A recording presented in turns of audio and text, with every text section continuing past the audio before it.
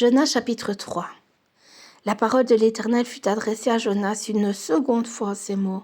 « Lève-toi, va à Ninive, la grande ville, et proclame-y la publication que je t'ordonne. » Et Jonas se leva et alla à Ninive selon la parole de l'Éternel. Or, Ninive était une très grande ville de 3 jours de marche. Jonas fit d'abord dans la ville une journée de marche.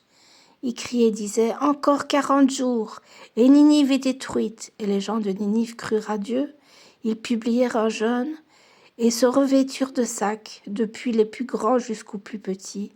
La chose parvint au roi de Ninive. Il se leva de son trône, ôta son manteau, se couvrit d'un sac et s'assit sur la cendre.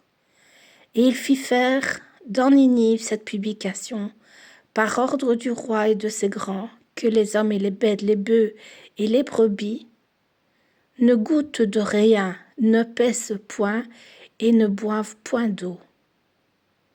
Que les hommes et les bêtes soient couverts de sacs, qu'ils crient à Dieu avec force et qu'ils reviennent tous de leurs mauvaises voies et des actes de violence dont leurs mains sont coupables.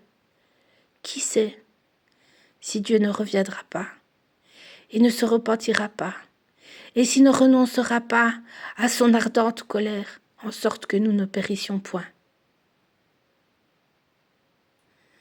Dieu vit qu'ils agissaient ainsi, et qu'ils revenaient de leur mauvaise voie.